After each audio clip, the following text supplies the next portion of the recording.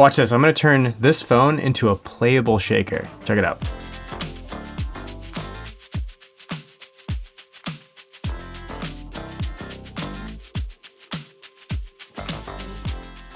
Now that and much more is made possible by the folks over at Klevgrand and their new plugin called OneShot2. So I want to show you the top 3 reasons why I think it could be a game changer for your percussion.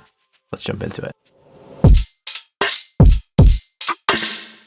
So this is what it looks like when you first open up OneShot, and you'll see a series of kind of black pads, and these are what are called your slots, and this is what you're going to drag your samples into, because OneShot is a sampler on steroids, basically. So what we're going to do, just to illustrate some of the features so you can hear them really well, so I'm just going to drag in this really boring piano note.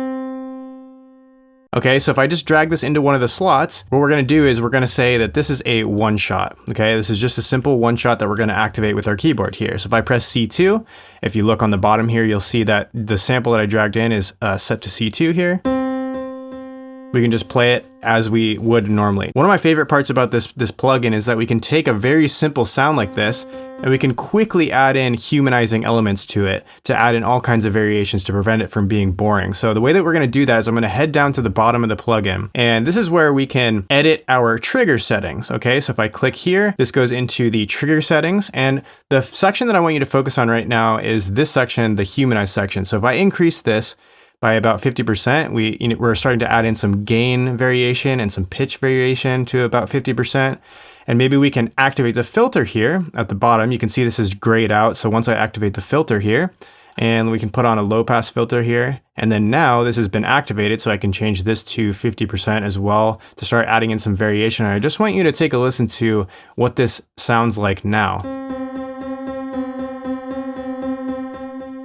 We can even add in some timing changes as well. Okay, so if we go like this, so you can hear that it's doing all kinds of work for us, preventing it from being boring. And if I adjust the scale down, we can make it a little more subtle. So you can see how easily you could take like a percussion sample, say like a shaker sound, and add in these variations to prevent it from being boring. So let's do that very thing. So here's with the humanize off. We turn it on. And that's with one percussion sound at the same exact velocity over and over again. So it introduces so much humanization really quickly, which is a great thing to have. If you prefer more of a classic sampler workflow, you can easily do that as well. So if I want to edit, this sample, for example, inside of this slot here, I just go to edit. And let's say I wanted to stack a bunch of hats together here like this. We can do that. And it will sort of cycle through our hats. And what's great is it automatically assigns a velocity zone to whatever samples we drag into our slot here. So depending on how hard I hit it. One way that this plugin really takes things to the next level too is using what's called their motion engine. So if we start thinking about this in the sense that any percussion loop is really just noise that's been sort of rhythmically gated, right? If I just take a sound that I record right now like this, now if I just drag this clip right into a slot, I'm going to select motion instead of our normal one-shot mode here. So then if we just edit the slot here, we can change the beginning and end points here to create more of a nice loop, right? So if I go like this and then change some of our crossfade settings here, something like this. And so now if we go down to the bottom to edit the trigger settings, as we did similarly before, you'll notice that there's a sort of a different screen that pops up because this is the motion trigger settings. Now what we're doing here is as I hold down this key, you can see that it's in the process of going through an envelope here. And so if we load up a factory envelope, let's say Dancy 16ths 1,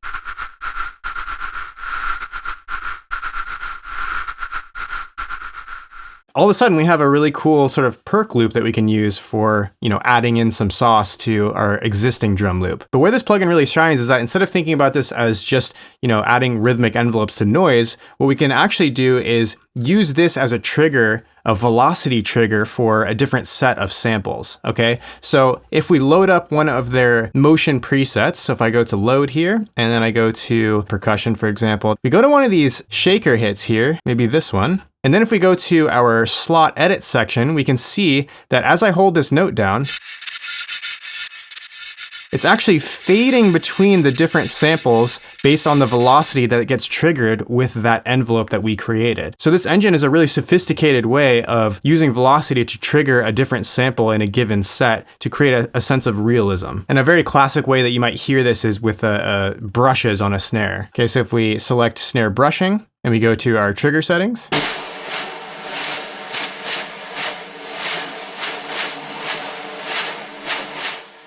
or maybe we could go more in the experimental direction where, we choose something like bubble wrap and we apply a similar envelope.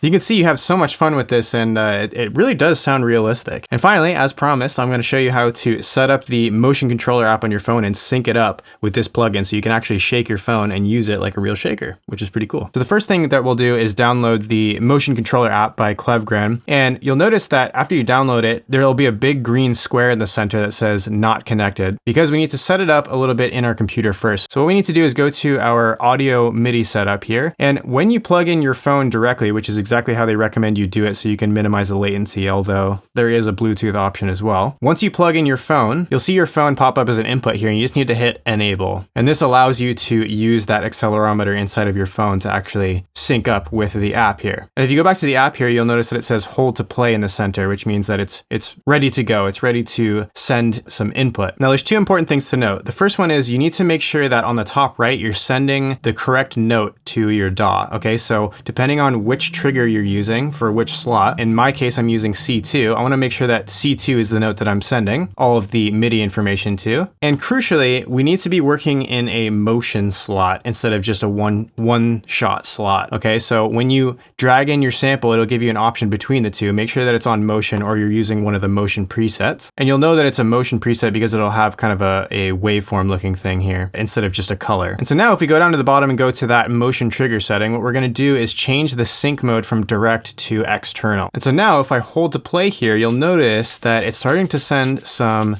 MIDI information here that we can use for our shaker.